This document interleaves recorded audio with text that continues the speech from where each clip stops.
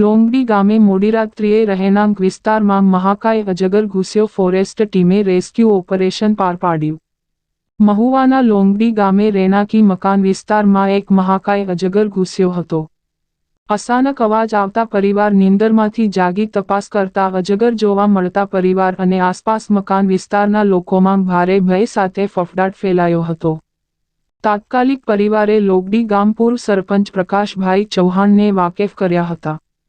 પૂર્વ સરપંચ મોડી રાત્રિએ 1 વાગ્યે ઘટના સ્થળે દોડી ગયા હતા અને મોડી રાત્રિએ Mahuva Talaja range forest officer Sureshbhai બારૈયાને અને અન્ય સ્ટાફને જાણ કરી હતી.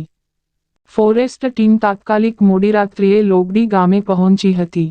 પૂર્વ સરપંચ પ્રકાશભાઈ ચૌહાણને સાથે રાખી મહામહેનતે રહેણાંકી મકાનમાંથી વિશાળ મહાકાય અજગરનું રેસ્ક્યુ ઓપરેશન હાથ ધરાયું હતું.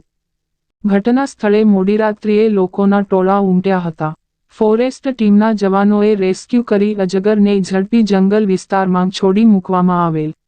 પૂર્વ સરપંચે જણાવેલ મુજબ મહાકાય અજગર ચૌહાણ ગોરધનભાઈ રત્નાભાઈ ના રહેણાંક વિસ્તારમાં ઘૂસ્યો હતો. આસપાસના તમામ રહેણાંક વિસ્તાર હોય અને પશુપાલન પાળી ગુજરાન ચલાવી રહ્યા છે. લોકો ભયભીત થઈ ગયા હતા. મોડી રાત્રિએ અજગરનું રેસ્ક્યુ ઓપરેશન હાથ ધરાતા ગામ લોકોએ હાશકારો અનુભવેલ. રિપોર્ટ કમલેશ ઢાપા સાથે અલ્પેશ ચૌહાણ, મહુવા.